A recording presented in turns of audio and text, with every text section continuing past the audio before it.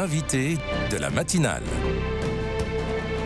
KTO Radio. On porte notre regard ce matin sur le Soudan, pays d'Afrique orientale frappé par une crise humanitaire majeure mais peu médiatisée. Notre invité connaît bien le Soudan, Marc Lavergne. Bonjour. Bonjour. Merci d'être avec nous. Vous êtes directeur de recherche émérite au CNRS et président notamment de l'association Vigilance Soudan. Vous vous rendez dans le pays depuis les années 80. Alors l'ONU parle d'une crise humanitaire sans équivalent dans le monde. 46 millions d'habitants ont fui leur maison, 46 millions, et 4 millions d'entre eux se sont réfugiés à l'étranger. Dans quelles conditions vivent les Soudanais ? Les Soudanais survivent, c'est-à-dire que l'ensemble du pays est ravagé par cette guerre fratricide entre deux factions armées, l'armée régulière et puis ces supplétifs qui se sont révoltés parce qu'ils refusaient d'être intégrés dans l'armée. Donc une situation tout à fait exceptionnelle, parce qu'on ne connaît pas d'éléments ou d'opérations équivalentes à l'échelle mondiale aujourd'hui. Alors, ce qui se passe, c'est que la population est la victime, c'est-à-dire que l'armée bombarde les villes et les villages, y compris avec ses avions ou avec ses tanks. Donc, la capitale elle-même est complètement dévastée. Donc, les gens fuient sans trop savoir où aller. Quant aux forces de soutien rapide, qui ne sont pas des rebelles, encore une fois, mais ce sont des supplétifs de l'armée en rébellion, eh bien, eux pillent, violent, massacrent dans tout le pays. Il y a un jeu comme ça d'avancée et de recul de ces forces qui fait que tout le territoire qu'elles parcourent est complètement dévasté. Et où se retrouvent ces réfugiés internes ? Alors, interne, dans un premier temps, c'est les gens de la capitale, puisque le conflit a été déclenché au sein même de la capitale. Donc la capitale s'est vidée et les gens ont essayé de fuir vers leur village d'origine, éventuellement, ou bien là où ils pouvaient. Mais le Soudan est un pays gigantesque. C'était le plus grand pays d'Afrique avant la sécession du Sud-Soudan. Bon, c'est quand même, encore une fois, 3 fois et demi la France, avec une grande partie désertique. La moitié nord, en quelque sorte, est désertique. Le reste, c'est de la steppe, c'est le Sahel. Donc, il n'y a pas de ressources ou de refuge à trouver facilement, où que ce soit. Donc, les gens qui sont dans la capitale, qui est une grande capitale avec plusieurs millions d'habitants, eh bien, ils essaient de regagner leur village d'origine. Mais ils ont été rattrapés par la guerre. Des situations de famine ont lieu dans plusieurs zones du pays, dans des camps de réfugiés comme dans la région du Nord Darfour. Où en est l'aide humanitaire ? A-t-elle cette aide humanitaire accès aux hommes, aux femmes et aux enfants pris entre le feu des combats ? Non, alors c'est pas la première fois qu'il y a une crise humanitaire au Soudan. On se souvient de périodes de famine dévastatrices, on se souvient de guerres régionales, de soulèvements régionaux comme au Darfour en 2005 contre le pouvoir central. Donc il y a peu de ressources à trouver sur place et l'aide humanitaire aujourd'hui, ce qui est différent de tout ce qui s'est passé auparavant, elle ne parvient pas. C'est-à-dire que aussi bien les aéroports sont fermés que les ports et également les voies terrestres, si vous voulez, avec une aide qui est pillée parce que les forces de soutien rapide n'ont pas de logistique, l'armée elle-même n'a pas de réserve. Donc ce sont les gens qui sont armés qui se servent les premiers, si vous voulez, dans les camions qui sont envoyés par des organisations internationales ou par l'ONU. Donc voilà, la population meurt de faim littéralement, puisque d'autre part, il est impossible de semer, de cultiver, de récolter dans cette situation. Vous parlez des forces de soutien rapide, vous parlez également du pouvoir central. Donc il y a à la fois l'armée du général Al-Burhan et les paramilitaires des forces de soutien rapide, les FCR. Quelles sont leurs motivations ? Mais leur motivation, c'est le pouvoir. L'armée a dirigé, sauf quelques intermèdes démocratiques, elle a dirigé le Soudan depuis l'indépendance en 1956.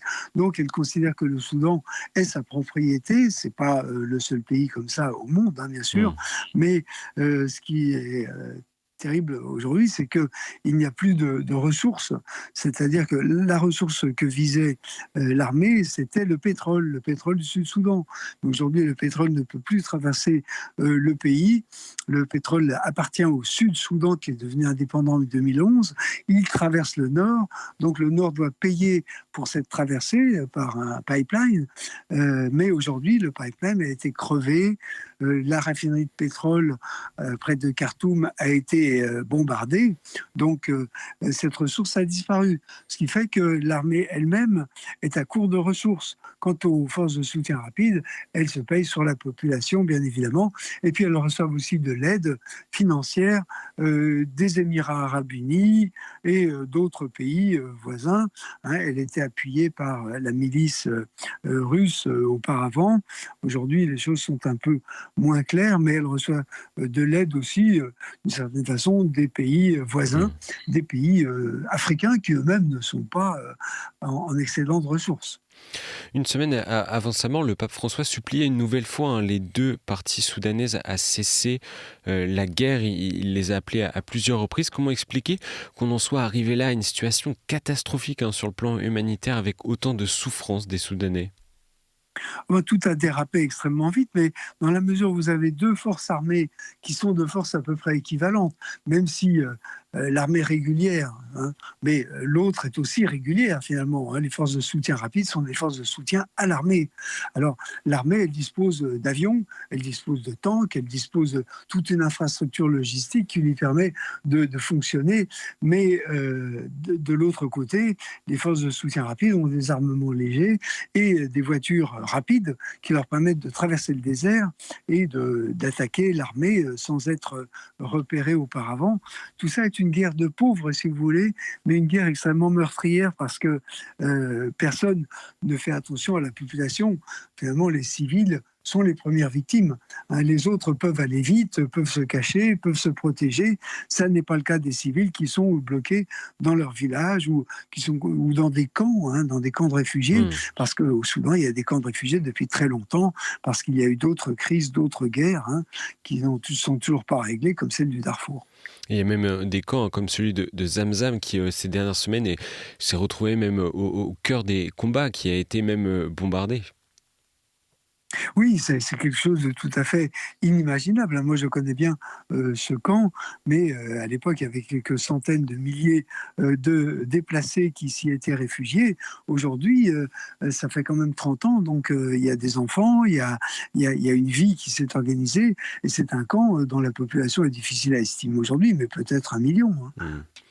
Dans ses homélies, le pape François a appelé souvent la communauté internationale à réagir. C'est pas le seul dirigeant à le faire.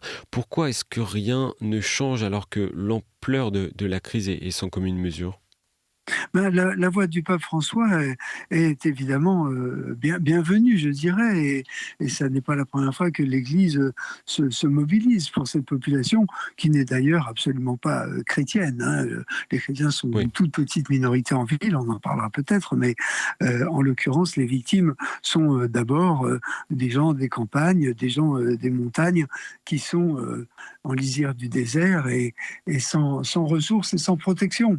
Ils n'ont pas de milices armées, parce que faire la guerre coûte cher.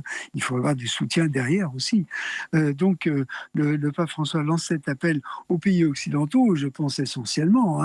Mais aujourd'hui, il y a tant de crises dans le monde. Et puis, il y a une sorte de, ce qu'on appelle en anglais la donor fatigue. C'est-à-dire que les gens sont fatigués, on peut supposer, de subvenir aux besoins de toujours les mêmes pays qui, malheureusement, sont les victimes de crises récurrentes. Vous parlez de l'Église, un point sur cela. Le 13 juin dernier, il y a un prêtre de 55 ans qui est mort à la suite de l'attaque de la ville d'El Fasher dans le nord du Darfour, justement dans cette zone où les combats font rage. L'Église est-elle une cible prioritaire dans ce pays, à très grande majorité, je le rappelle, musulmane ? Non, l'Église ce sont des points vraiment exceptionnels, avec des gens qui ne sont en général pas des Soudanais d'origine, mais des gens qui sont venus au fil du 19e et du 20e siècle, si vous voulez, pour des raisons professionnelles, pour le commerce, etc.